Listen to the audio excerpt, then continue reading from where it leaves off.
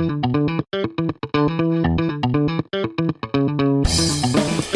this is George Hutton, and you are listening to the Mind Persuasion Podcast. Today we continue our study of money brain. For more information, please visit mindpersuasion.com/money-brain. In today's podcast, we'll talk about 3 ways to have more money.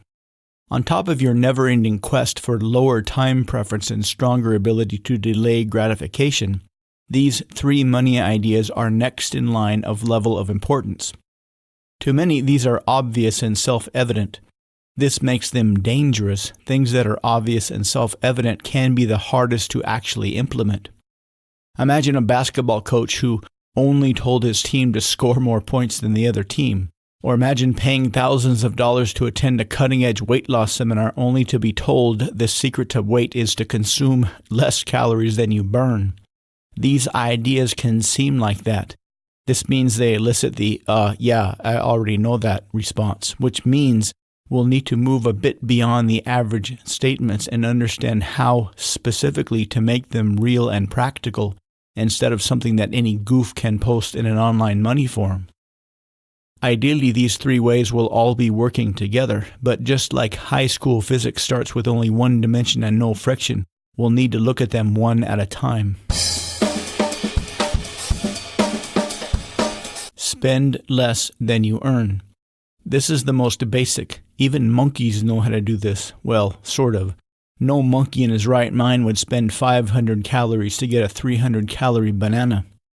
But we humans have unfortunately been tricked, either on purpose or randomly and organically, that it is okay to spend more than you make. After all, if it's good enough for every modern government, why not us? Well, one reason is that the idiots who run our modern governments are not borrowing all that money in their own name. In fact, those idiots, technically they're not idiots since they are always much richer after being public servants. They are borrowing in our name. That's why it's called public debt. It's expected to be paid back with taxes. So that our idiots in charge are borrowing in our name is one strong reason that we shouldn't. Those idiots are putting us in enough debt as it is. Don't make it any worse. Of course, this is much easier said than done, like eating less than you burn. The trick is to combine this idea with a very slow approach to increasing your ability to delay gratification. This is a great way to slowly kill these 2 demon birds with one stone. This will be painful to do, but it must be done. Figure out how much on average you earn per month. Then figure out how much on average you spend per month. If you already spend less than you earn, you're in the top 5% or 10%. If you don't worry. The trick is to slowly decrease the amount you spend. Each month, get rid of one thing that you really don't need. Eat out less a few times per month. Switch to a cheaper version of one thing per month. This will be a lifelong process of decreasing your spend. Once a rich woman in New York died. They found out that she was super rich, but she was also super stingy. She would buy a newspaper, read it, and then stand next to the newsstand and sell it. You don't have to be that stingy. Just slowly move in that direction as slowly as you can. Earn more than you do. The flip side is to earn more money than you do now, or at least have that as an ever-present goal. We'll cover this in much more detail later, as there are plenty of meta skills that will help with this. But this is critical, and it goes along with the always want more money rule we talked about before. Whatever you do for a living, figure out a way to do it better, more efficiently. Always be on the lookout for new or better income-making opportunities. One slightly unexpected way that will help this is if you keep a hidden envelope of money. Once you take some cash money and keep it in your sock drawer and put some more in every week, this will give your subconscious a very important message that you can and do value money.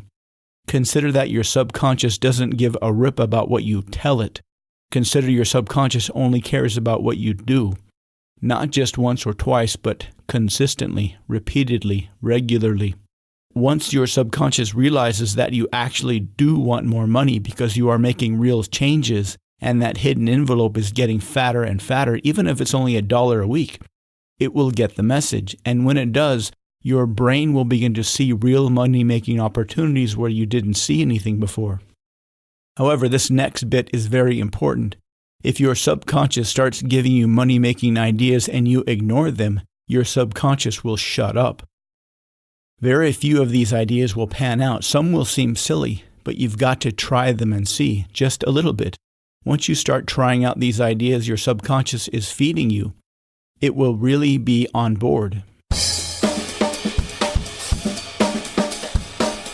Control money more than now. One of the things that can kill any money momentum is if you feel that any money you receive is out of your control. The further away the source of money is from you, the less control you'll feel. If you work for a boss with whom you are on good terms, this gives you quite a lot of control over the money flow. If any of your money comes in the form of government assistance, this is far, far out of your control.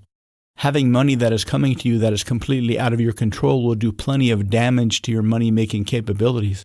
This is something that can take a long while to change and is very complex for many reasons. There is something called a welfare cliff that virtually guarantees certain individuals based on their situation are more or less trapped.